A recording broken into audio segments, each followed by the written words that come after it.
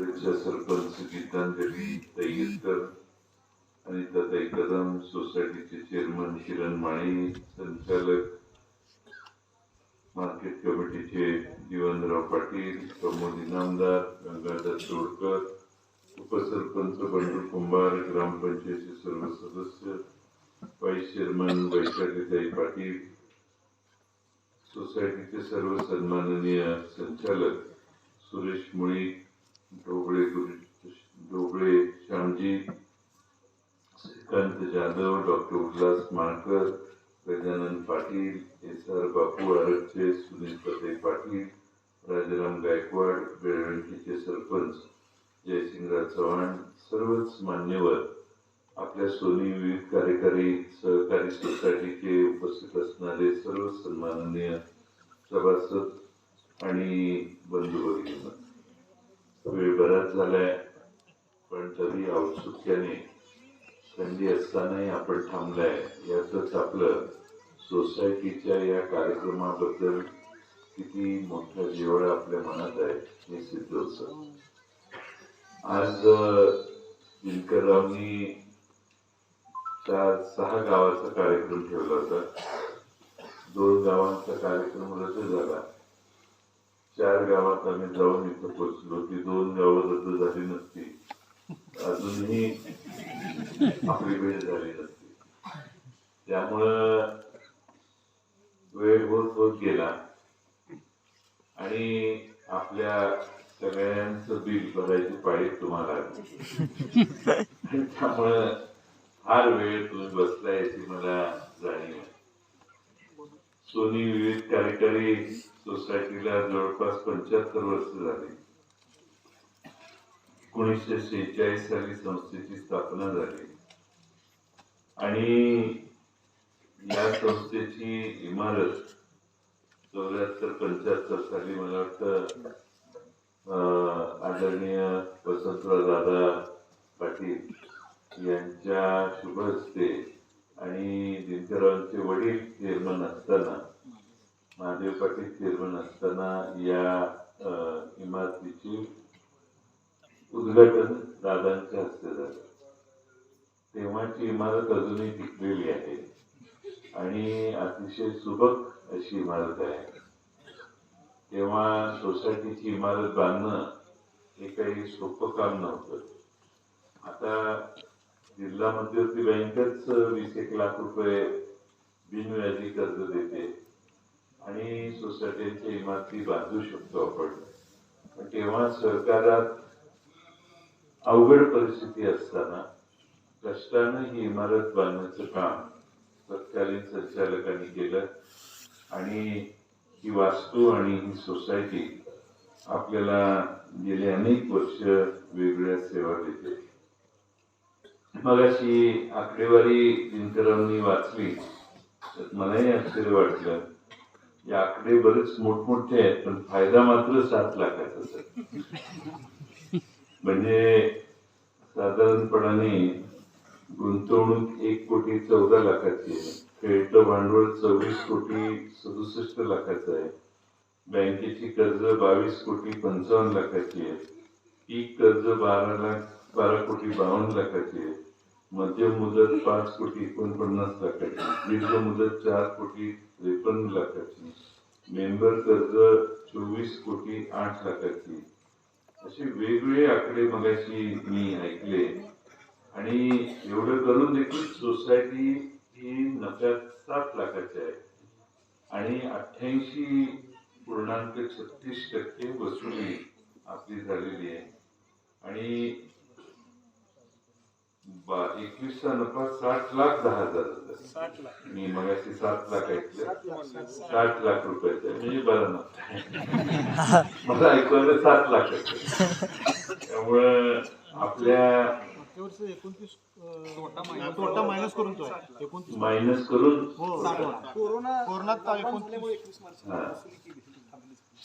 आणि त्यामुळं या सोसायटीची अतिशय काटेकोरीने कारभार करून आपल्या परिस्थिती पुन्हा पूर्ववत करण्याचं काम, ब मधून अ मध्ये पुन्हा सोसायटी, क मधून ब, ब मधून अ आणण्याचं काम हे देखील आपल्या कुशल सोसायटीच्या संचालकांनी नेतृत्वाने केलेलं आहे. गावातली सोसायटी हा एकमेव आपला हक्काचा कर्ज घेण्याचा केंद्र असतं. अलीकडच्या काळामध्ये द्राक्ष बागायतदारांच्या समोर अनेक अडचणी आहेत आणि त्याचा दुष्परिणाम सोसायटीच्या वसुलीवर देखील झालेला आहे.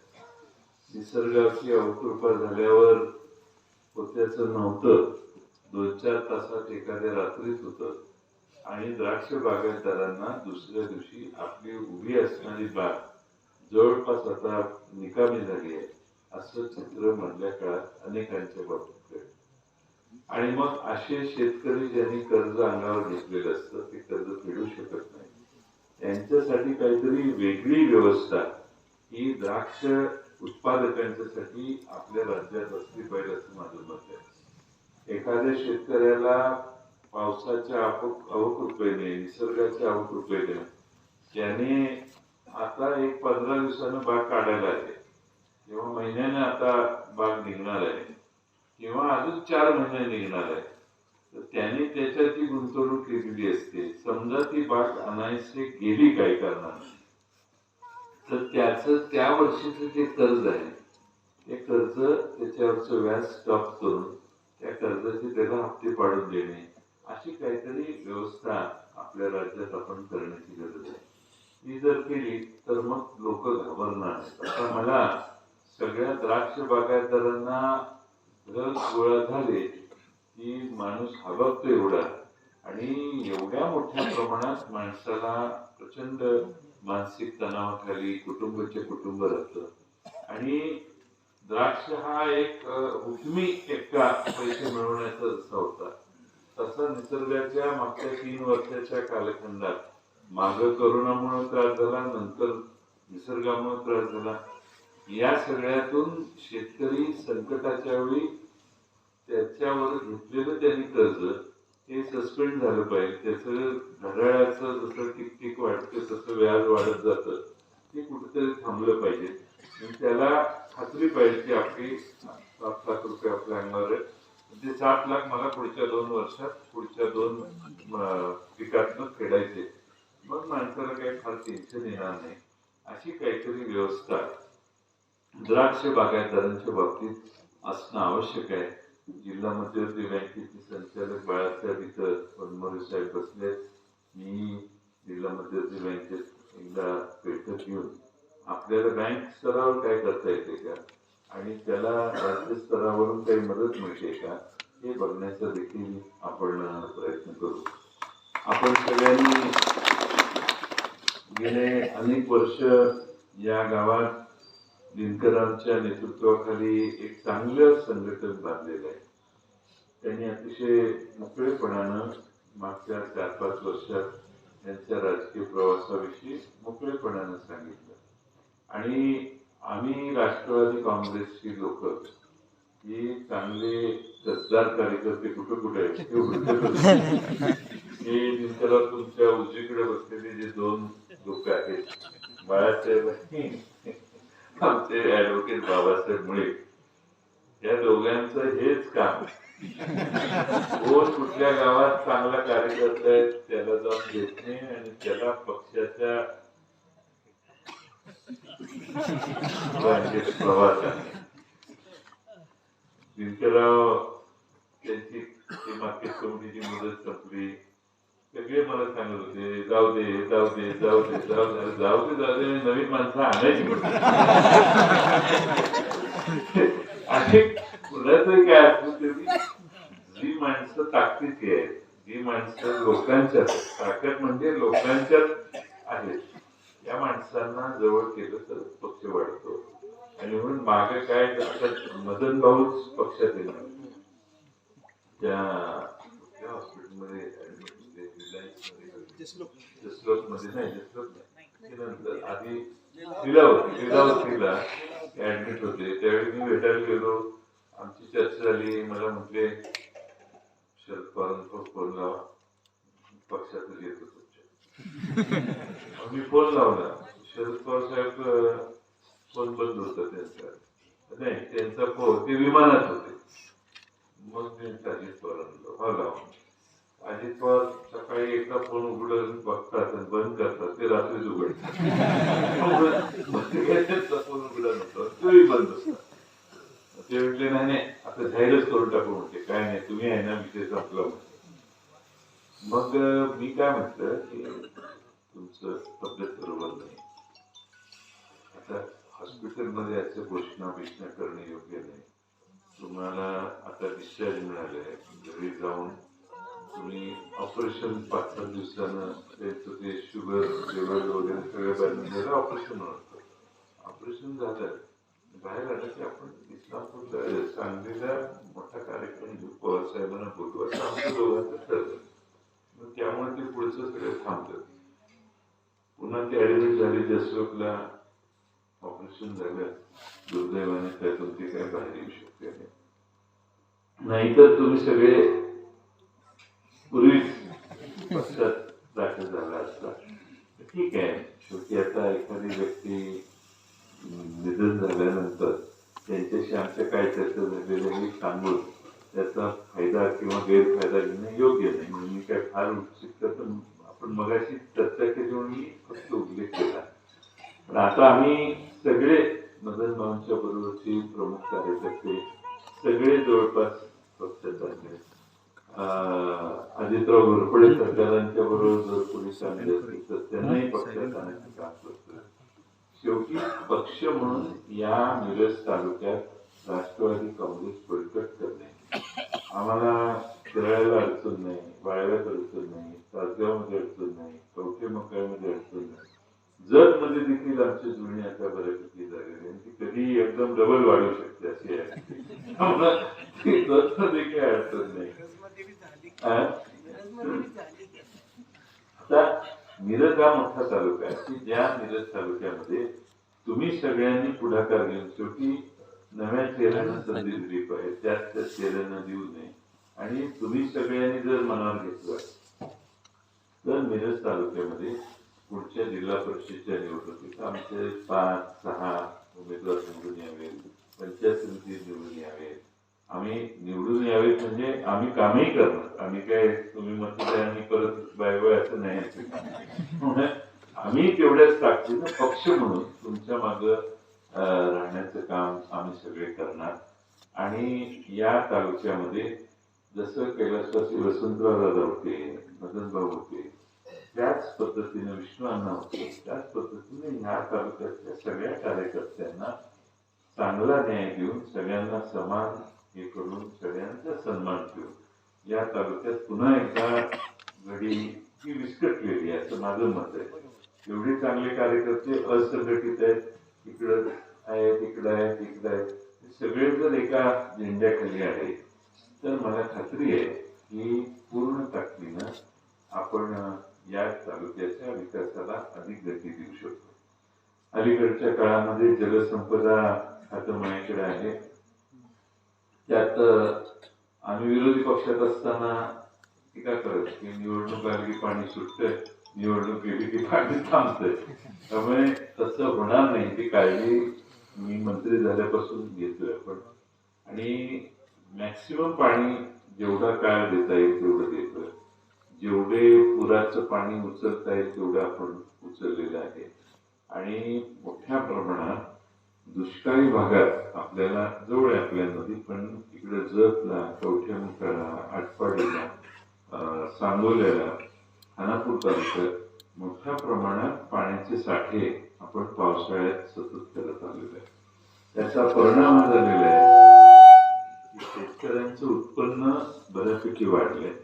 पण दुसऱ्या बाजूने मगाशी ज्याचा उल्लेख झाला, दुसऱ्या बाजूने निसर्गाची चव कृपा मागच्या 2-3 वर्षात एवढी व्हायला लागली की त्याचा फायदा मिळण्याच्या ऐवजी पुराच्या पाण्याचा फायदा मिळण्याच्या ऐवजी निसर्गाच्या अवकृपेनं, अतिवृष्टीनं, ढगफुटीनं ज्या आपल्या द्राक्ष बागा झोपल्या त्याचा तोटा देखील फार मोठा झालेला आहे. पण आपल्या सगळ्यांना मी एवढाच विश्वास देऊ इच्छितो. आता मी जत तालुक्यात 65 गावांची सगळी योजना आमची डिझाईन करायची चालली आहे. अधिक आधुनिक इथले सगळे अनुभव लक्षात घेऊन थेट पाणी जतला जाऊन पुढं ग्रॅव्हिटीने सगळीकडे जत तालुक्याच्या 65 गावांना पाणी देण्याचं काम आम्ही करतोय. त्यासाठी आता डिझाईन जवळपास पूर्ण झाले. इकडं टेंबू योजनेतही बरीच गावं राहिलेली आहेत, त्यांनाही 7-8 TMC पाणी लागणार आहे. ही उरलेली सगळी गावं हे ऍडव्होकेट मोहित साहेबांच्या भागात विटा, खानापूर, आटपाडी या भागात देखील जी शिल्लक राहिलेली गाव आहेत त्यांच्यासाठी नवीन ऍडिशनल पाणी देऊन त्या ठिकाणी आम्ही पाण्याचे तास वाढवून त्या ठिकाणी ह्या सांगली जिल्ह्यात एकही गाव राहणार नाही याची मी तुम्हाला गॅरंटी देतो. 2024 ज्या ठिकाणी कृष्णेचं वारणेचं पाणी पोचलेलं नाही. सगळा जिल्हा आपला एकदा आपण जर हे केला तर मला एक दिसतंय. मी सोलापूरला गेलो, 200 MCFT, 50 MCFT, 10 MCFT साठी माणसं अर्ज करतात, भांडतात, वादावादी करतात, एकमेकाच्या अंगावर जातात.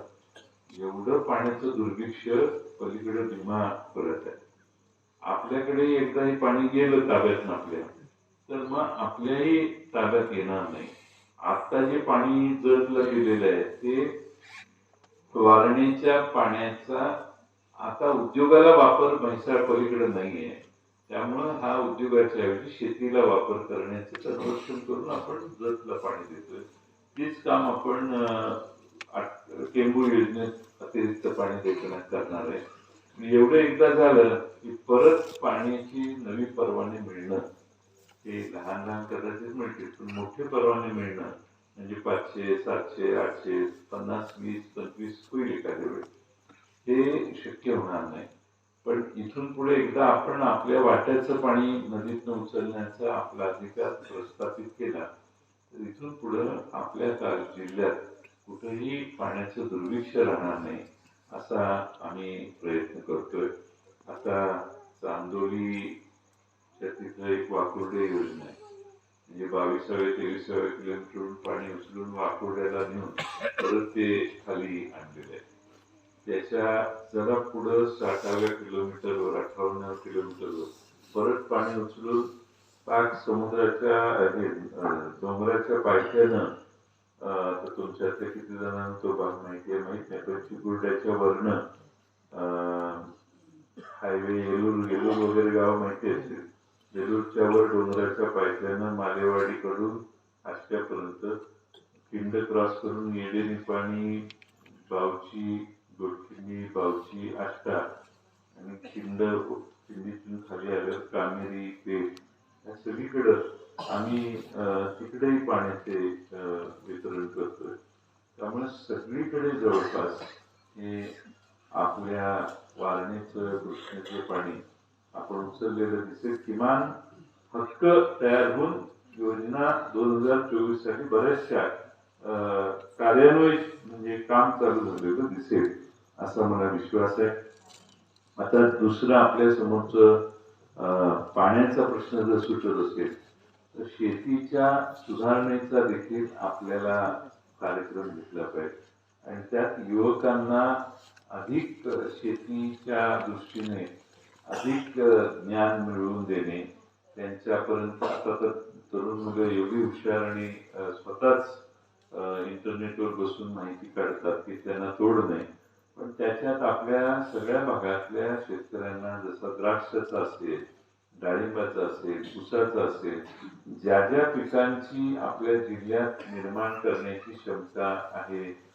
आता नवीन ड्रॅगन फ्रूट नवीन निघालेले आहे, ॲव्होकाडोचे आता नवीन हे निघालेले आहे.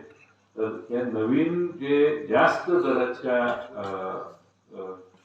पिकं आहेत ही पिकं घेण्यासाठी देखील नव्या पिढीला आपण अधिक कसे प्रोत्साहित करू शकतो याच्यासाठी आपल्याला विशेष काही ना काही व्यवस्था केली पाहिजे. आता साखर कारखाने, सूत गिरण्या, बँका या सगळ्या आहेतच, आनंद आहे त्याचा. पण आता ह्या वेगळ्या पद्धतीची शेती करण्यासाठी एखादं संशोधन केंद्र किंवा एखादं मार्गदर्शन केंद्र आपल्या जिल्ह्यात मध्यवर्ती ठिकाणी मग तासगावला आहे, कवठे मंकाळा होईल, तिथे सगळे शेतकरी बघायला आले पाहिजे. बाबा काय प्रात्यक्षिक आहे हे बघायला, एवढं उत्तम दर्जाचं प्रात्यक्षिक आपण काही निर्माण करू शकतो का, या दृष्टीने आपल्याला भविष्य काळात आपल्याला पावलं टाकणं आवश्यक आहे. शेवटी प्रत्येक जिल्ह्यापेक्षा आपला जिल्हा पुढे जायचा असेल तर उद्योग हा एक भागच आहे. तर आपल्या जमिनीला पाणी मिळाल्यावर त्याच्यातनं मॅक्सिमम रिटर्न कसे मिळतील आणि शेतकरी अधिक संपन्न कसा होईल हे बघण्याचे देखील प्रयत्न आपण केले पाहिजे. आणि त्याच्या सगळ्या मुळाशी अशा सोनी विविध कार्यकारी संस्थेसारख्या भक्कम संस्था असतील तर मला खात्री आहे की अनेक नव्या नव्या गोष्टी आपण निश्चितपणानं समर्थपणानं करू. आज सोनी विविध कार्यकारी सहकारी सोसायटीने अमृत महोत्सवाच्या निमित्तानं थंडीची ब्लँकेट वाटायचा निर्णय घेतला. अनेक डॉक्टरेट पर्यंत पोहोचणाऱ्या विद्वान लोकांचा सन्मान आमच्या सगळ्यांच्या हस्ते घेतला. अनेक चांगले चांगले उपक्रम आपल्या गावात होत आहेत. मला खात्री आहे की दिनकरांच्या सारख्या नेत्यांनी पुढाकार घेऊन असा कार्यक्रम घेतला. आम्ही सगळीकडे जात होतो, त्या वेगवेगळ्या गावात देखील आज चांगल्या पद्धतीनं लोकांच्या मध्ये जाण्याची संधी आम्हाला मिळाली.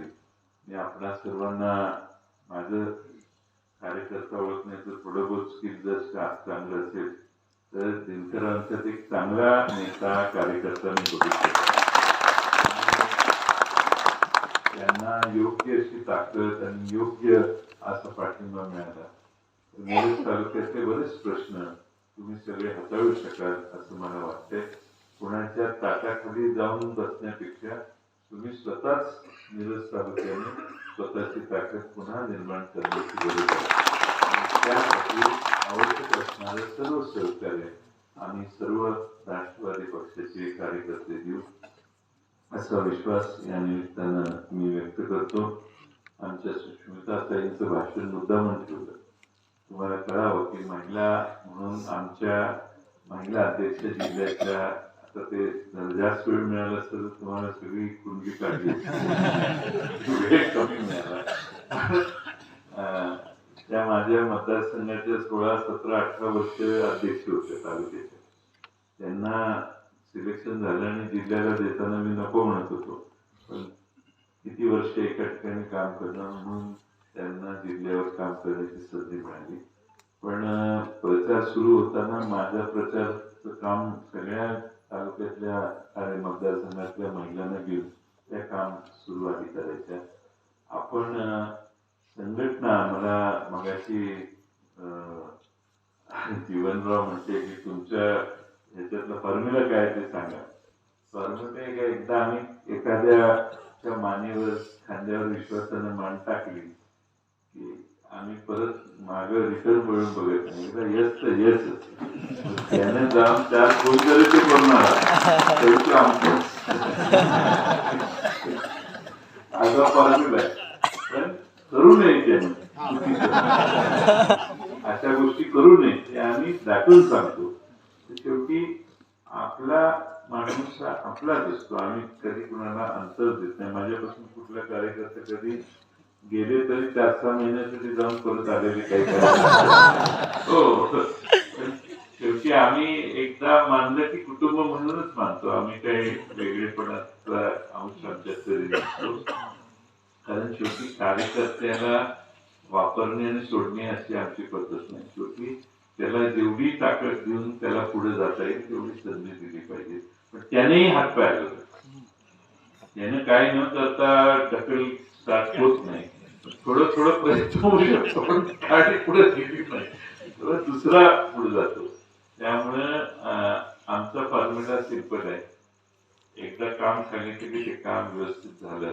1-2-3दा अनुभव आले की आम्ही त्यांच्या जबाबदारी सोपवायला सुरुवात करतो. हे बाळासाहेब पाटील जे आहे तिथे बसलेले, हे युवक काँग्रेस होती 40 वर्षापूर्वी. हे माझ्या मतदारसंघाचे तालुक्याचे युवकाचे अध्यक्ष होते. हे आतापासून अजून त्यांनी मला सोडलेच नाही. असं काय नाही की मी नाही कौतुक करतो त्यांचं, पण ते आमचं माझ्या मतदारसंघात सगळे घरातले सारखे असतात. आमच्या तर तालुक्यात राजाराम बापूंच्या वेळेपासूनची लोक अजून हल्लेली नाहीत आमच्यावर. ही माझी पुण्य आहे त्यांच्यामुळे मिळाली. त्याच्या जीवावर आपण हे सगळे त्या सुष्मिताताई आहेत, हे सगळे जुनी लोक जे आहेत. माझी इलेक्शन सुरू झाली की गावात म्हणते जिल्हा परिषदेला मागे पुढे होईल, पण माझा विषय आला की सगळे घराच्या बाहेर पडतात आणि काम करतात. आणि माझ्या इलेक्शनला 60-70 हजार रुपयाच्या पेक्षा जास्त खर्च आलेला नाही. आम्ही पैसे वाटावाटी करत नाही. गावातले कार्यकर्ते गावच सांभाळतात. त्यांनी दुसऱ्या गावात जाऊन पुढारपण करायचं नाही. त्याने त्याचा वाढ त्याची सगळं सांभाळायचं आणि सगळ्यांना काम करावं लागतं. करतात सगळे माझ्यासाठी. त्यामुळं एकदा यश म्हटलं की यश असं आहे.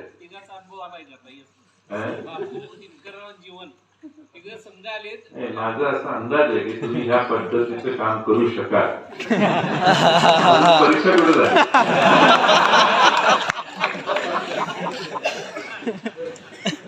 परीक्षा झाल्यावर मग मी पाहिजे भाषण करून सांगेन. माझा म्हणून मी मगाशी विचारलं, माणूस ओळखण्याची जी काही 5-10% मला स्किल आहे त्यात हे सुरक्षित आहे. बापूंच्या बद्दल माहित अजिबात सांगतात. ते मला मी त्यांना म्हटलेलं पार्टीत आहे, तर त्यांनी मला तोंडावर नाही की मी काय तुमच्या पार्टीत येणार. एक काळ असा होता की त्यांनी स्पष्टपणाने नाकारलं. हे पण मध्ये वसंत पाटील माझ्या घरी आलेले, त्यांना म्हटले बसू नका, येऊ नका, काम असेल तर सांगा म्हटलं, पण गडबड करायची नाही. तर ते उठून गेले ते त्यावेळी. पण सांगायचा मुद्दा काय की एकदा ठरलं की त्यात बदल होणे. मग अशी महिलांचे काही प्रवेश झाले त्या बिचाऱ्या पलीकडच्या गावात, तर त्या महिलांना मी विचारलं तुम्ही कुठल्या पक्षाचे? आम्ही कुठल्या पक्षाचे नाही. दुसरा महिला विचारते कुठल्या पक्षात होतात? नाही आम्ही कुठल्या पक्षात नाही. 1, 2, 3, 4, 5 महिलांचे हात घातले, कुठल्याच पक्षात नव्हतं. मग मी त्यांना म्हटलं की आता आलाय तर त्याच पक्षात, परत दुसऱ्या पक्षात जायचं नाही, कारण त्यांना बहुतेक राजकारणाचा गंध नाही. म्हणून मी आपलं म्हणतो तुमच्या बाबतीत तसा म्हणण्याचा प्रश्न नाही, कारण आम्ही तुम्हाला आता सोडणार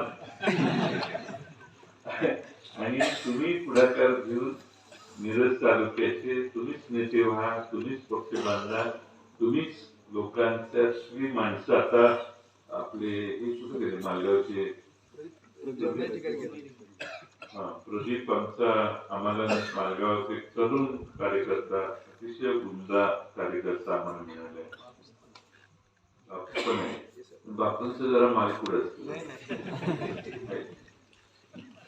अजून क्लॅरिटी नाही बापूंची. बापूंचा मला आलेला अनुभव असा आहे.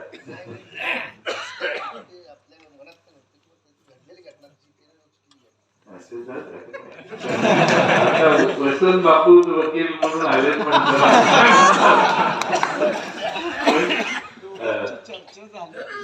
ठीक आहे. मग आमचं काय म्हणणं, माझं तुमच्यावर 200% पण सांगायचं म्हणजे करता की ही संघटना बळकट करणे हा आमच्या सगळ्यांचा प्रयत्न.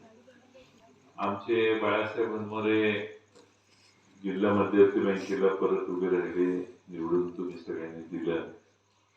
त्यांना मागच्या वेळी उभं केलं होतं, त्याच्या आदल्या वेळी निवडणुकीला उभे होते. मागच्या वेळी राजू शेट्टींच्या तिकिटावर त्यांना उभं राहावं लागलं, कारण शेतकरी संघटनेला कुठली तरी सीट द्यायची तर ही दिली. आणि त्यात घड्याळ असतं तर अजून एक 7-8 हजार मतं वाढली असते, निवडून आले असं तुम्ही म्हणत नाही, पण थोडी मतं वाढली असते, कारण शरद पवार साहेबांचं त्यावेळी फार वारं होतं सगळीकडं. पण सीट निवडून आली असती असं नाही, पण चांगली अजून जास्त मतं पडली असती. तुमच्या गावात तुम्ही काय डायरेक्ट त्यांचं काही काम केलेलं नाही मागच्या निवडणुकीला, पुढच्या निवडणुकीला तुम्ही त्यांचं काम करावं एवढी त्यांनी तुमची सेवा केली पाहिजे. बाळासाहेब काय म्हणतात, नुसतं तुम्ही गेल्या वेळी येऊन गेला असता तरी मी तुमच्या बरोबर आज आमदार म्हणून आलो असतो. काय आहे की खाली तळागाळातली माणसं बरोबर जर असली तर मतात झटकन ते दिसतं. आणि तिथं आता गावातले प्रत्येक वार्ड सांभाळायचं काम दिनकरांची 4-5 जण ही काय 2 ही 4-5 जण गावातली सगळी टीम जशी आहे तशी टीम असावी लागते. आणि तशी टीम आपण 2024 2 वर्ष आहेत आपल्याला हळूहळू तयार करू. आणि सर्व मान्यतेने आपण जर पुढे गेलो तर मला वाटतं की त्याची लोकांची ही लोकशाही आहे. लोकांची मान्यता मिळवणे हे सगळ्यात महत्वाचं आहे. लोक जेव्हापर्यंत मान्यता मी 7 वेळा निवडून आलो लोक जोपर्यंत निवडून देतात एक दिवस काहीतरी कदाचित चेंज येऊ शकतो. त्यामुळे लोकांना कधी गृहीत धरायचं नसतं. लोकांची सेवा जेवढी शक्य आहे तेवढी केली पाहिजे. त्यामुळं मला एकदा आठवतं मी 90 साली इलेक्शन केले. आमच्यात मतदारसंघात जोरात इलेक्शन झाली. विलासराव शिंदे आणि मी अशी त्यांनी मनसुरी केली. मी इकडे उभा होतो काँग्रेसकडून. तर शिगाव गाव आहे. शिगाव गावात त्या समोरच्या पार्टीत जोरात आम्हाला विरोध केला. मी आमदार झाल्यावर गावात जाताना आमचे विरोधी सरपंच प्रतापराव पाटील होते. त्यांना निरोप दिला मी येतोय म्हणून. त्यांना घेऊन गावात इकडे फिरून कुठली कामं करायची तिथं. एक 8-10 दिवसापूर्वी टोटल विरोध होता. म्हणजे असा तोंडावर उभा राहून विरोध करणारी पार्टी. मी जाताना त्यांना त्या खांद्यावर हात ठेवूनच गेलो आणि सगळी कामं केली. आज ते माझे कट्टर समर्थक झाले. आज मी तेव्हाच झाले. आणि माझं वैशिष्ट्यच आहे की जो मागच्या निवडणुकीत काम उमेदवार उभा असतो तो पुढच्या निवडणुकीत आपल्या पार्टीत येतो. नाहीतर गप तरी बसला म्हणतो साहेब मी एका तर उमेदवाराने मला फोन केला म्हटलं साहेब मला तुमच्या विरोधी उभा राहावं लागतं काय करू. काय जे आग्रह असेल कोण अमुक अमुक आग्रह करतो ठीक आहे म्हटलं राहावं म्हटलं काय हरकत नाही. हे माझे सगळ्या विरोधकांशी चांगले संबंध आहे. सांगायचा मुद्दा असा की आपण काही कधी कोणाची खुन्नस करत नाही. आणि एका घरात म्हणून मी मगाशी म्हटलं माणसं नवीन आणणं अवघड असतं. आहे तीच माणसं बरोबर घेणं हे राजकारणात आपलं स्किल आहे. एखादा टोकाचा विरोधक असला तर तो उद्या आपल्या बरोबर कसा येईल हे बघणं हे फार महत्वाचं असतं. पूर्वीचा काळ गेला शेवटपर्यंत आडी धरायची आणि एकमेकाला विरोध करायचा. आता माणसं दुरुस्त होऊ शकतात. लोक विश्वासात घेतली आणि काम करायला लागले तर माणसात आपली प्रवृत्ती कशी आहे बघून हळूहळू आपल्या बाजूने येऊन बसायला लागतात. शेवटी माणसंही आता विचारी झालेली आहेत. आणि त्यामुळं आपल्या सर्वांना या ठिकाणी आपली संघटना वाढवण्यासाठी तुम्हा सर्वांची साथ मिळेल असा विश्वास मी बाळगतो. मिरज तालुका हा आम्हाला सगळ्यांना महत्वाचा आहे. माझं तर निम्मा मतदारसंघाचा मिरज तालुक्यात आलेला आहे. अजून एक हे झालं डिलिमिटेशन मला वाटतं फार चांगली निम्मी चांगली माझ्या मतदारसंघाची. तिकडची लोकसंख्याच वाढत नाही शिराळाची. काय जगाच्या पाठीवरचं कुटुंब नियोजन फक्त शिराळ्याचं लोकसंख्या वाढत नाही. लोकसंख्या वाढण्यासाठी वाढवण्यासाठी ते मतदारसंघ इकडे इकडे सरतो. तसं ह्या आमच्या मौजे दिग्रजच्या ताई आहेत त्या मगाशी मी एका गावात सांगितलं त्या सरपंच मौजे दिग्रजच्या आहेत. आणि कीर्तनताई पूर आल्यावर सगळं गाव हळूहळू बाहेर गेलं पण यांनी घराच्या छतावर जाऊन सगळ्या व्यवस्था कलेक्टर पासून सगळ्यांना फोन करणे आमच्याकडे इतकं पाणी वाढलंय तिकडं पाणी वाढलंय एवढी जनावर घेऊन बाहेर जायला लागतायत लवकर गाडी पाठवा याव करा. मला एक आमदार म्हणून मला त्यांचा फोन असायचा. पण त्यांनी गाव सोडलं नाही. बाकीचे सगळे गावाच्या बाहेर पाठवले पण त्यांनी गाव सोडलं नाही. त्यामुळं स्किल कुणात असू शकतं कर्तव्य कुणात असू शकते अशांना पुढे संधी देण्याची आवश्यकता आहे. आणि ते काम राष्ट्रवादी अधिक चांगल्या पद्धतीने करते असा आमचा समज आहे. आम्ही काल परवा एक नवी व्यवस्था 2 महिन्यापूर्वी